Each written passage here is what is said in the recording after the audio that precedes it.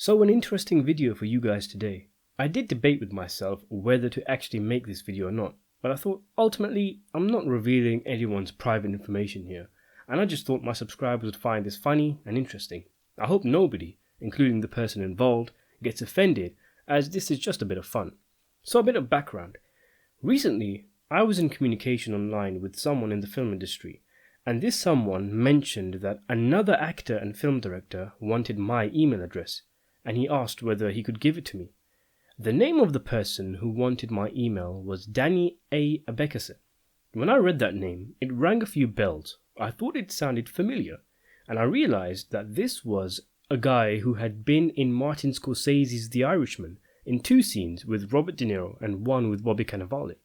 It's the guy who is simply credited as Deadbeat, the one who keeps pretending his mother is dying over and over to avoid paying the vig, and he gets punched in the stomach and thrown out the door by De Niro. This guy directed and starred in a movie in 2019 called Mobtown as the lead character. He played notable crime figure Joseph Barbara. The movie is centered around the infamous Abeckaser meeting, and for those who don't know, this was an organized crime summit attended by the top-level mafia gangsters to discuss business. They were very famously busted by the cops when a local state trooper caught wind of this huge mob meeting. Over 100 of the most dangerous gangsters in America attended, and more than half were arrested. This was a huge blow to the mob. This took place in the 50s, by the way.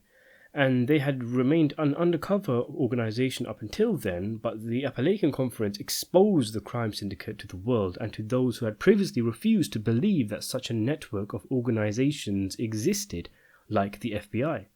The subsequent years brought media scrutiny and the eyes of the law on those who attended the meeting. The summit took place at an estate owned by Barbara, and of course the disaster that was the meeting brought huge embarrassment to his feet, and he is thought to have handed over his reins over as boss of his crime family shortly after. Abeckaser plays the role of Joe Barbara, and the movie is centered around him preparing to host this huge meeting. It's pretty weird, because we follow him running around town buying fish and groceries for a lot of the runtime, which is not really what you expect from a film called Mobtown. The movie also stars David Arquette as the state trooper who discovers the meeting is going to be held and helps bring it down. Before the film came out, I reviewed the trailer, and shortly after the film was released, I watched it and reviewed it on my channel. I'll leave a link in the top right hand corner. Long story short, the film was a disaster. It was absolutely terrible, and the acting in particular was woeful, especially from Abeckaser as Joe the Barber, as he was known. In fact, the film was actually hilarious, unintentionally so, and the ineptness of the way it was made actually made it a really entertaining film.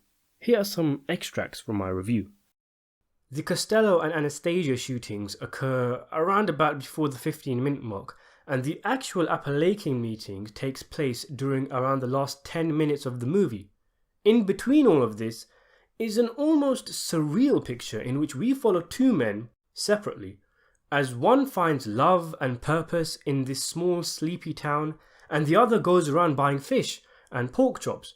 Seriously, a huge chunk of this film's runtime is dedicated to a man driving around town and ticking stuff off his shopping list. The look of the film is sickeningly cheap. They must have spent most of their budget on the gorgeous vintage cars. By the way, it's the same 6 or so cars you see in almost every scene, and it was made no more painfully obvious than in the end when all the gangsters jump into their cars and drive off when the cops arrive. And it's hysterical that the budget is so low that instead of showcasing Barbara's 2-wing stone structure for what it was, the Abeckaser Conference is actually more akin to a medium-sized family barbecue at a rented bungalow. The performances all round are pretty bloody bad. The worst of the bunch is probably the director himself, who hilariously cast himself as Joseph Barbara, the mob boss who hosts all the gangsters at his home. The man is supposed to be a feared and respected member of the upper brass of the mob, and he comes across as a slightly mentally impaired crack addict. Abeckaser looks like he's 22 years old and he just watched Scarface with the gold necklaces and rings and stuff. He looks so out of place with his t-shirt while everyone else is dressed in snappy suits, like he forgot to get dressed before filming started. And the character just comes across as a first-class doofus. In real life, Barbara was so embarrassed by the events of Abeckaser he retired, having been humiliated. I thought the film was going to set this up, and that's why Barbara looked like such a nincompoop throughout the movie. But it never happens, and it only dawned on me around an hour and 15 minutes into the movie that the main gangster in the film isn't supposed to be a comic relief, and we're actually supposed to take him seriously. This actually makes the film 10 times better, because all of a sudden it's just mind-bogglingly hilarious that Abeckaser must have watched the footage back and thought to himself, yeah, I look really badass and intimidating in this film. It was just a joke throughout the entire movie. It was a horrible, horrible casting decision. Okay, so I didn't pull any punches there, and maybe I could have been a bit nicer, but it's a film review, and people expect my honest opinion, and that's what I'm going to give. This isn't like your kid coming home from kindergarten and he's painted a green blob on some tracing paper and you have to act all, ooh, that is amazing. We're all adults here, yeah? But anyway, going back to the email thing, and I think you can see where this is going. I said, yeah, sure, no problem, give him my email. Who knows, maybe he wants to talk about petrol versus diesel, keeping fit during COVID, or the election race. But deep down, I knew this guy wants to give me shit for my review of his film. Why else would he want to talk to me? And lo and behold, just a few hours later, I get an email from a Danny Abeckaser, and this is how it went. I wanted to write you about your review of Mobtown. I honestly don't care if you liked it or not. What bothers me is, you say that Joe the barber would not act like that, running around being funny. How do you know? Do you have footage of him at home? You say he was a serious guy. Well, if you watch Goodfellas, Joe's character is funny, a goofy, but still a killer. As for the movie, you be surprised to know. People love it, and it's very successful. If you going to say anything about a movie, at least make sense. Saying Joe made is like comedy doesn't make sense. Well, to be honest, that doesn't make much sense either. That could have been a lot worse. But still, why do you feel the need to respond to a random guy on the internet who didn't like your film? And of all the things I said, you take issue with Joe being a guy running around being funny. Did you respond to literally everybody else who saw it and gave it a bad review? Why validate my opinion? Why inflate my ego by responding to my review and trying to hide that you got rattled by it? I'm just a guy on the internet. You worked with Martin Scorsese and Robert De Niro. Why do you care what I think? And to be fair, I'm sitting in my armchair. I'm being judgmental on this film, on that film. That's part of my thing on YouTube. I don't know how hard it was for Abeckaser to make this film. I don't know how many obstacles he had to tackle, how much sweat and blood went into the movie. So I can understand a director being pissed, but come on man, have a bit of self-respect. Criticism comes with the territory. There's many ways I could have responded. A cheeky, quick, juvenile "Who the fuck are you?" did cross my mind, but I thought, no, let me be nice. I'll stand my ground, but I'll compliment him, even though there's a bit of low-key mockery in my reply. So I said, lol, man, it was just my opinion. What else can I say? Others will have enjoyed the film. I wasn't that impressed.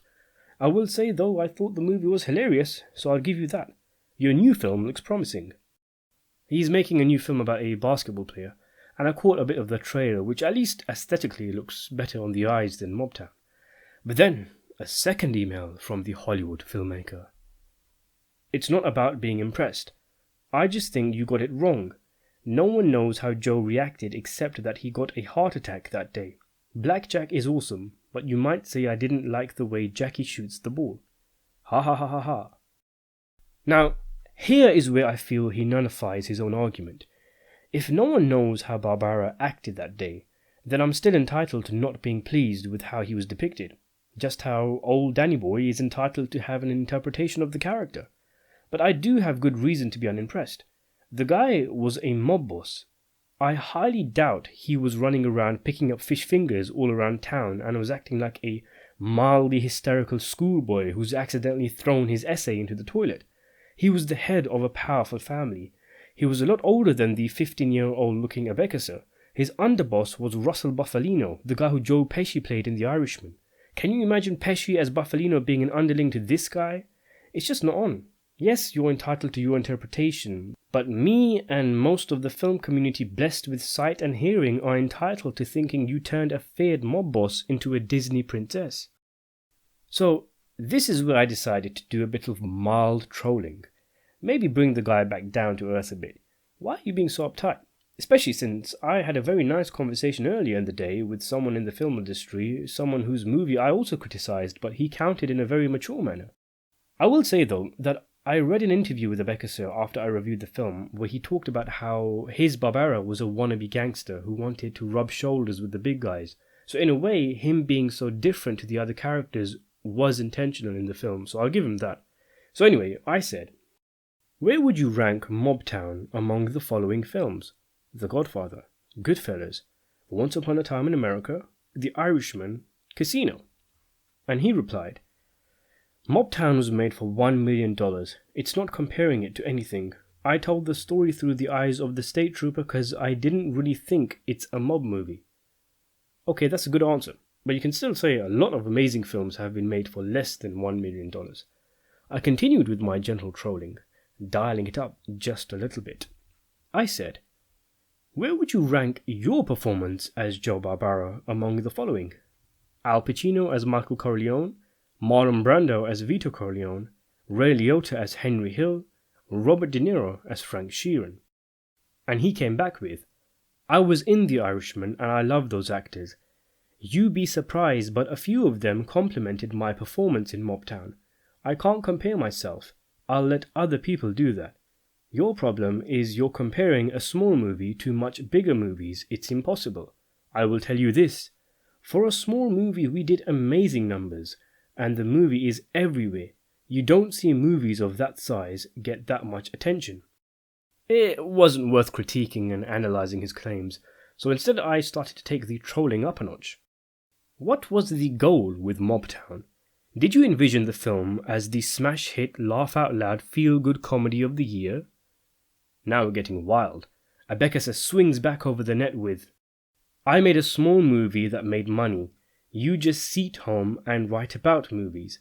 Lol, compare that. I'll tell you something, subscribers. Me sitting on my bum talking about The Irishman has made me a pretty decent amount of pocket change. But nonetheless, I embraced the new tone of the conversation. The man wanted to play numbers, so I gave him some numbers. You made a movie that has 500 votes on IMDb, probably seen by all the extras, and me. My review has 3,000 views. Do you think the real Joe Barbara would come out of retirement just to whack you if he saw your film? And he said, no one cares about IMDb. The movie is playing on Showtime 4 times a week. It's on every airline flight in the world right now. Do your homework. I think Joe would love what I did. To which I replied, it's perfect for airline flight. Just the film to fall asleep to.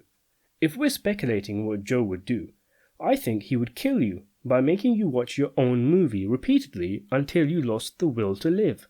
That would make a great movie. Could be the sequel to Mobtown. And then Danny went all out method as Barbara, saying, why don't you go back to being the loser beyond your computer that doesn't do anything with his life and only talks about other people's creative life? Anyone who obsesses over The Irishman for 2 years before it comes out is a dork loser. Get a life. And then I said, please don't say that, man. I might cry. I'm literally making this face right now. That's a shot of him in Mobtown finding out he's hosting the summit, by the way. And that was that. It seems after witnessing his own face, Danny was no longer compelled to retaliate, and so concludes this drawn-out and pointless battle of wits. I gotta give the guy credit. Much as I was winding him up, he never resorted to profanity. In fact, I've never been called a dork loser before. It's actually kinda sweet and endearing. Anywho, I just thought you guys might find this interesting. It really is a small world, isn't it? This isn't the first time I've made a video on someone and then that very person ends up seeing the video. I hope Danny's got over it and I wish him well. For more videos, consider subscribing to the channel and hitting the notification button. Thanks for watching.